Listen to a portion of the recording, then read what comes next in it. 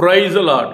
ஆண்டவரும் அருமை இரட்சகருமாகிய இயேசு கிறிஸ்துவின் நாமத்தில் நான் உங்களை வாழ்த்துகிறேன். மறுபடியுமாக கர்த்தருடைய பரிசுத்தமுள்ள சன்னிதானத்திலிருந்து கர்த்தருடைய பரிசுத்தமான வார்த்தைகள் மூலமாய் உங்களை சந்திப்பது மிகுந்த மகிழ்ச்சி.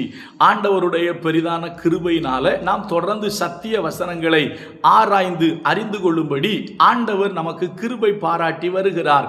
இந்த வாரத்திலும் பெரிய இடத்து பெண்கள் என்கிற தலைப்பிலே ராஜாவின் மனைவிகள், பிரபுக்களின் மனைவிகள், சேனை தலைவர்களின் மனைவிகள், படைத்தலைவர்கள், இன்னும் பெரிய பெரிய செல்வந்தவர்களுடைய மனைவிகளை குறித்து நாம் தியானிக்க ஆரம்பித்திருக்கிறோம்.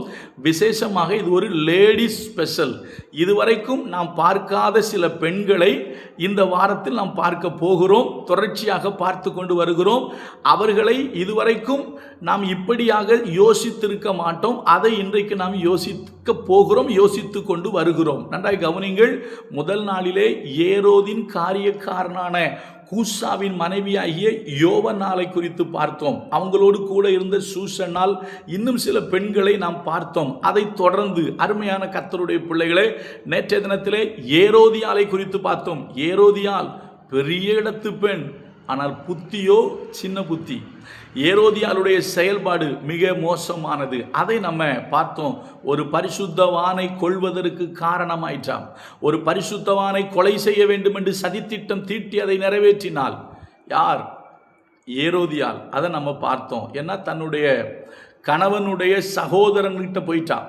தன்னுடைய கட்டின கணவனை விட்டுட்டு கணவனுடைய சகோதரன்கிட்ட போய் வாழ்ந்தவள் தான் ஏரோதியாள். அவள் செய்தது தவறு என்பதை நம்ம நேற்று பார்த்தோம்.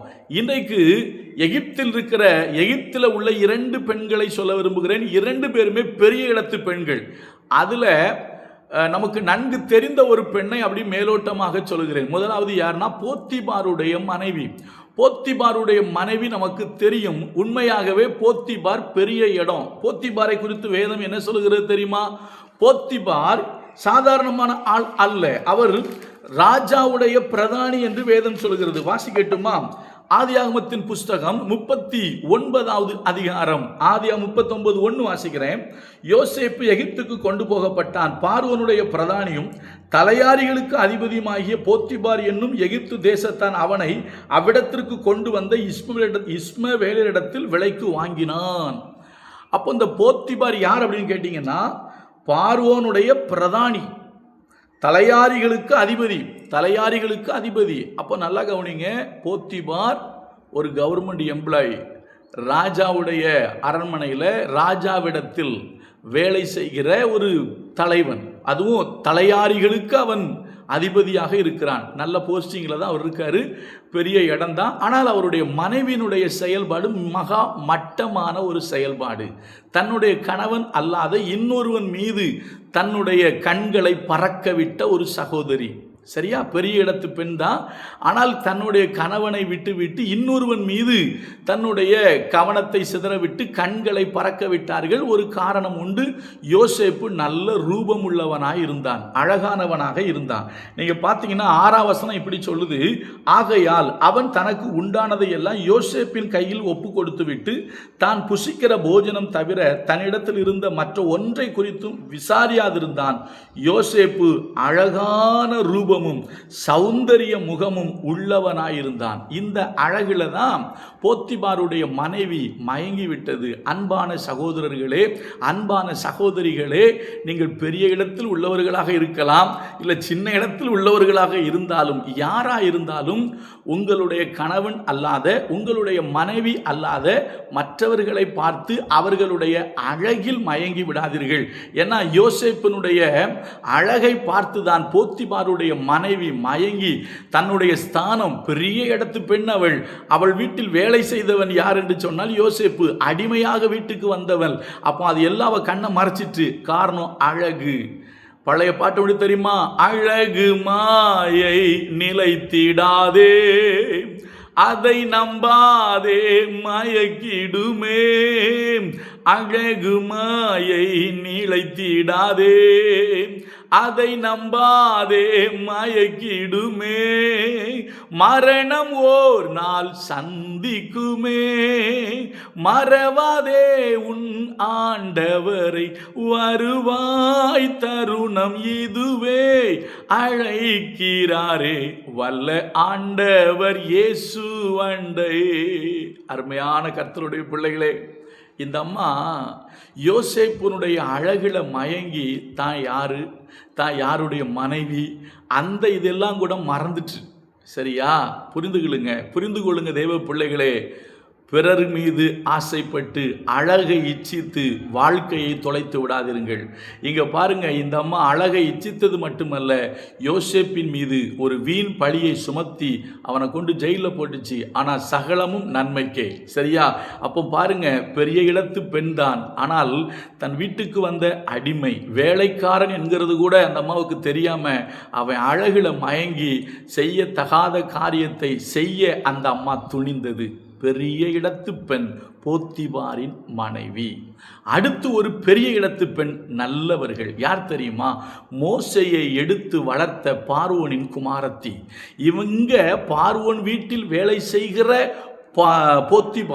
போத்திபாருடைய மனைவி. அங்கே பார்வோனுடைய குமாரத்தியை பற்றி நீங்கள் பார்த்தீங்கன்னா வேதம் சொல்லுகிறது, அவள் அதை திறந்தபோது, யாத்ராகமம் 2:5-6, அப்பொழுது பார்வோனுடைய குமாரத்தி நதியில் ஸ்நானம் பண்ண வந்தால் அவருடைய தாதிகள் நதியோரத்தில் உலாவினார்கள்.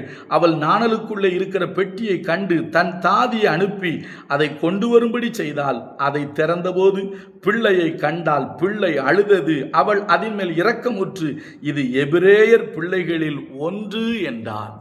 அந்த பிள்ளையை தன்னுடைய பிள்ளையாக எடுத்து வளர்த்தவள் பார்வோனுடைய குமாரத்தி, பெரிய இடத்து பெண். இவள் பெரிய இடத்து பெண். நல்லா கவனிக்கணும். இந்த பெண் நினைத்திருந்தால் இது ஒரு அடிமையின் பிள்ளை என்று சொல்லி இருக்கலாம். ஆனால் பாருங்கள், தேவன் இந்த பெண்ணை பயன்படுத்தினார். தம்முடைய திட்டம் நிறைவேறுவதற்காக தேவன் இந்த பெண்ணை பயன்படுத்தினார். இவள்தான் பார்வோனுடைய குமாரத்தி, பெரிய இடத்து பெண். தேவனுக்காக பயன்பட்டவள். தேவ திட்டத்தை நிறைவேற்றுவதற்காக கர்த்தர் இந்த பெண்ணை பயன்படுத்தினார். ஏன்னா மோசே அவருடைய வீட்டில் இருந்தால் ஆபத்து, மோசே பார்வோனுடைய வீட்டில் இருந்தால் பாதுகாப்பு. அதனால தான் கர்த்தர் பெரிய இடத்து பெண்ணாகிய பார்வோனின் குமாரத்தியாகிய இந்த பெண்ணை கொண்டு யோசேப்பை எடுத்து வளர்க்கும்படி செய்தார். மோசேயை எடுத்து வளர்க்கும்படி செய்தார். இந்த மோசே எப்படி சகல சாஸ்திரங்களையும் கற்று தேர்ந்து வல்லவனாய் இருந்தான் என்று வேதம் சொல்லுகிறது. அப்போ நான் இப்படி சொல்லட்டுமா? மோசேயை எடுத்து வளர்த்து படிக்க வச்சு ஆளாக்கி எல்லாம் கிட்டத்தட்ட 40 வருஷம் அவனை பாதுகாத்தது யார் தெரியுமா? பாதுகாத்தது மோசேக்கு ஆதரவாக இருந்தது யார் அப்படின்னா இந்த பார்வோனின் குமாரத்தி, பெரிய இடத்து பெண். அப்போ மறுபடியும் சொல்கிறேன், முதல்ல ஒரு பெரிய இடத்து பெண்ணை பார்த்தோம். யார் அப்படின்னா போத்திபாருடைய மனைவி. அழகின் மீது ஆசைப்பட்டு தன்னுடைய ஸ்நானம் என்னங்கிறதே, ஸ்தானத்தை தெரியாமல், தான் யாருங்கிறதே தெரியாமல் இழிவாக நடந்து கொண்டவள் போத்திபாருடைய மனைவி. அவள் பெரிய இடத்து பெண். ஆனால் இங்கு இருக்கிற பெண்ணை பாருங்க, இவளும் பெரிய இடத்து பெண் தான். பார்வோனின் மகள். ஆனால் தேவ திட்டம் நிறைவேற தேவனால் பயன்படுத்தப்பட்ட ஒரு பெண்.